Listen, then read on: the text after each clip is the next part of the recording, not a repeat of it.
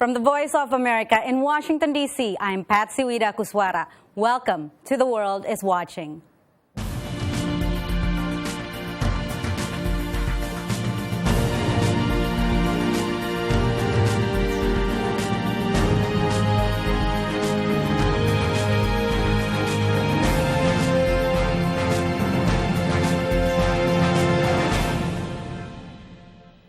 Tonight, we've invited 17 American voters, diaspora members of 12 countries, including Indonesia, China, Greece, Lithuania, Egypt, Somalia, Turkey, Nicaragua, Syria, Peru, Lebanon, and Cambodia.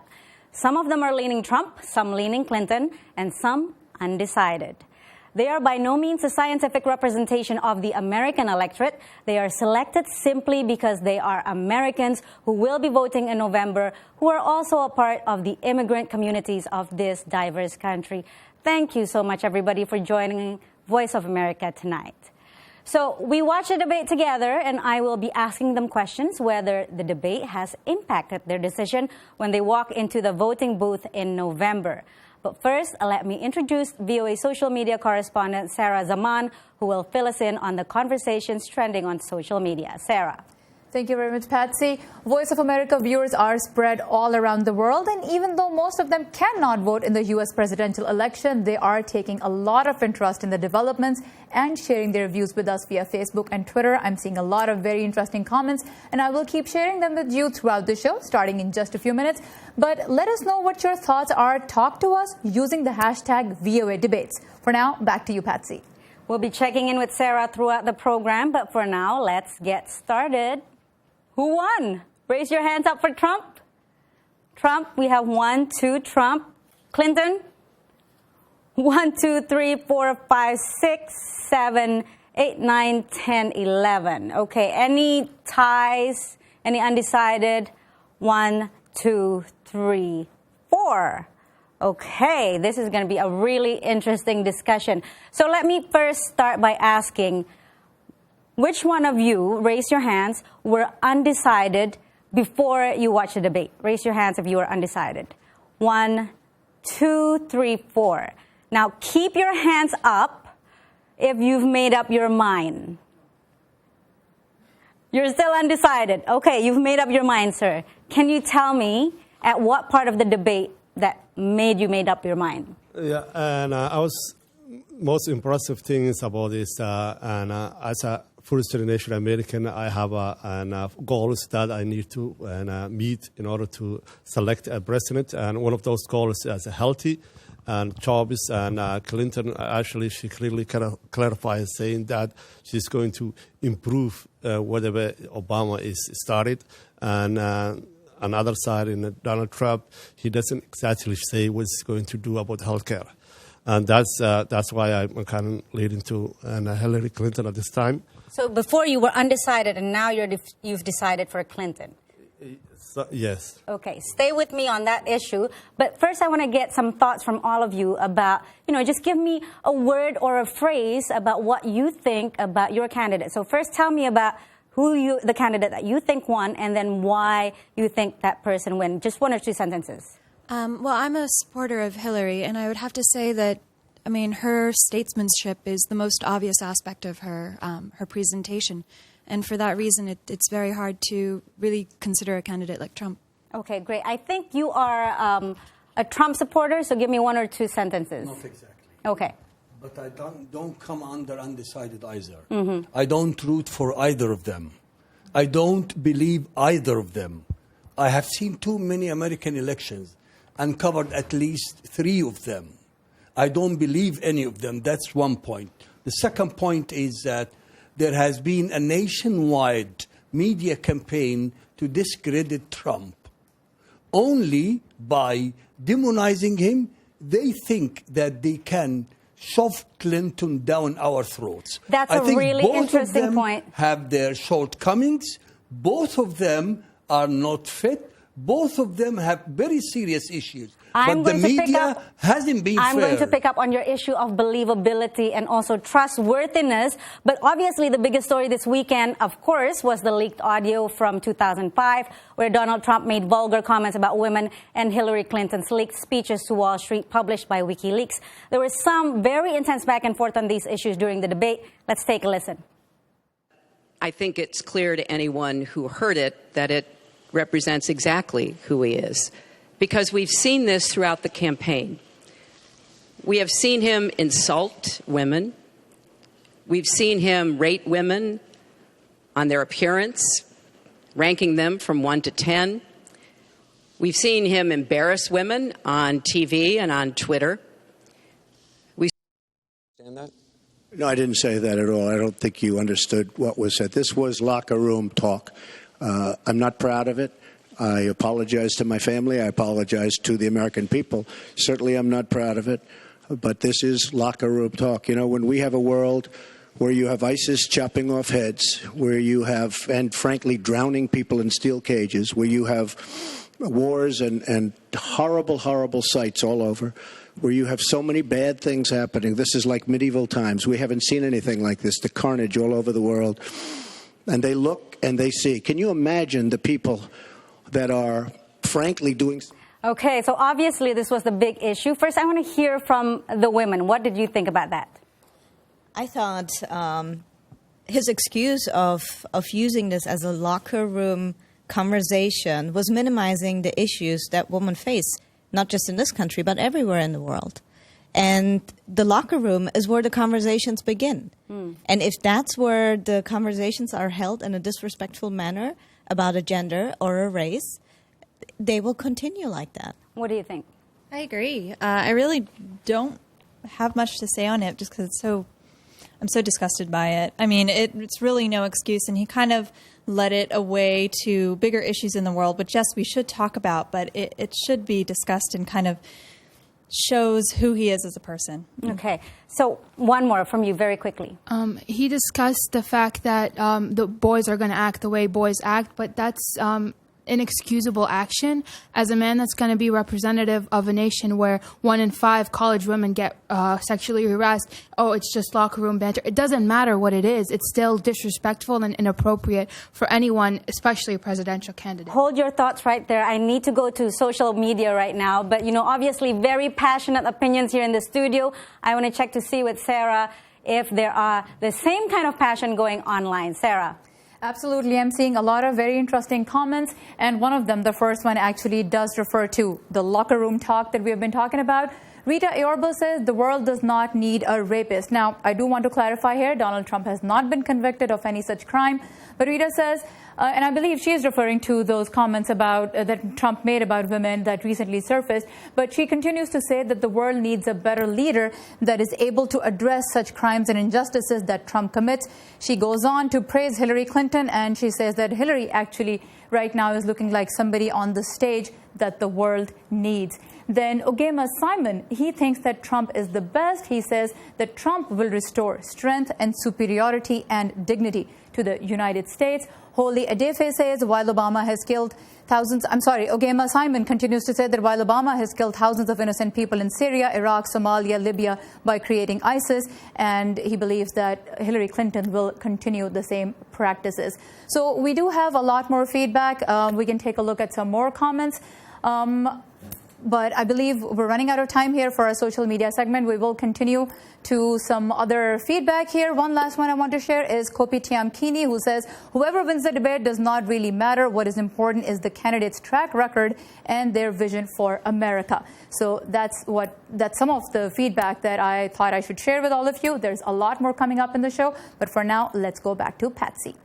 Thank you so much, Sarah. Now, I want to go back to you because I can see that you really have an opinion here. I want to ask you, though, this whole issue about the sex scandals, is it like distracting voters from the real issues? Oh, yeah, it's a distraction from the real issues. I mean, the point I was going to make is that, number one, he didn't apologize to the woman about the comments he had made. And number two, he's not sorry about it. He's sorry that he got caught. That's what I feel. I want to hear from some other men, yes, because this is an important issue, obviously, not just to women, but also to men. Go ahead, sir. Well, we all are very disgusted by that so-called locker room talk. So if it's year 2008 or 2012, so I definitely will drop him, either vote for his vice president or vote for other side. However, this year is 2016. Many of us really think the country is at a crossroads. Where we're heading to? Are we heading to European style, kind of more of a close to a socialist direction? Or especially this year, we feel might be look at the demographics, might be the last year we have a chance to have a Republican president which balance it out. So you're saying this is that even though he's making these very vulgar comments, it doesn't matter this year? Is that what you're saying? Well, I think it matters. However, we stuck between these two very unfavorable candidates. So this year is not selection of a state person, a nice guy or nice lady. This year really is a hard choice. Thank you so much. Of course, this is an extraordinary election year. Stay with us on VOA. The World is Watching. We'll be right back. By 2008, social media had become an important tool for presidential campaigns. In fact, voters submitted questions for the candidates via YouTube. Still on VOA's The World is Watching, presidential debates are opportunities not just for the American voters, but also people abroad to see where the candidates stand on issues. Today, however, both candidates suggested to one another that they should apologize for different reasons. And I think you saw the apologies coming from both candidates. I want to hear your thoughts on that. Go ahead. Well, I think that there needs to be some dignity of the office, and I think that the way that one side has done it has been absolutely shameful. I think that both candidates went out there trying to convince their supporters why they should vote for them, but I don't really see that one side reached out to the people in the middle. They just basically stood their ground. They went out there to try and get the talking points out. We wasted about half an hour not discussing the issues that most Americans care about. Okay. So we'll come back again to the discussion about apologies, which was obviously a big part of today's debate. And let's hear some clips from the debates about these two positions. Go ahead. He never apologized to the distinguished federal judge who was born in Indiana. But Donald said he couldn't be trusted to be a judge because his parents were, quote, Mexican. He never apologized to the reporter that he mimicked and mocked on national television and our children were watching. And he never apologized for the racist lie that President Obama was not born in the United States of America. He owes the president an apology. He owes our country an apology. And he needs to take responsibility for his actions and his words. Well, you owe the president an apology because, as you know very well, your campaign, Sidney Blumenthal, he's another real winner that you have. And he's the one that got this started along with your campaign manager. And they were on television just 2 weeks ago. She was saying exactly that. So you really owe him an apology. You're the one that sent the pictures around your campaign, sent the pictures around with President Obama in a certain garb. That was long before I was ever involved. So you actually owe an apology. And number two, Michelle Obama. I've gotten to see the commercials that they did on you.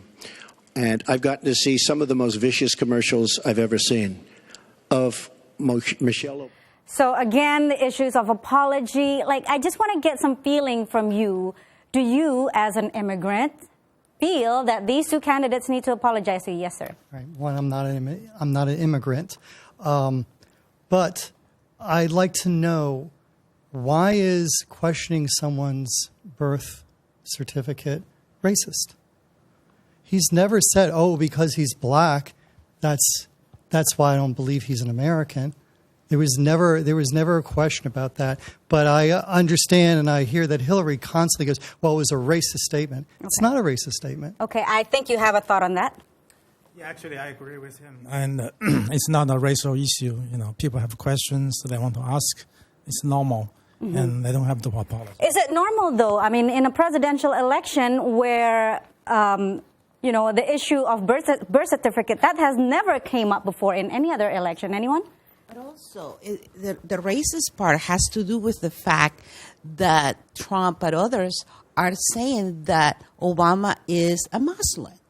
That's where the racist part comes. It doesn't have anything to do with his color of skin. It has to do with people thinking that he is a Muslim, and that's why he defends them. Thank you so much. So now we go to Sarah to see what's really exciting happening online as well. Thank you, Patsy. So one of the issues that's important to our viewers around the world is foreign policy.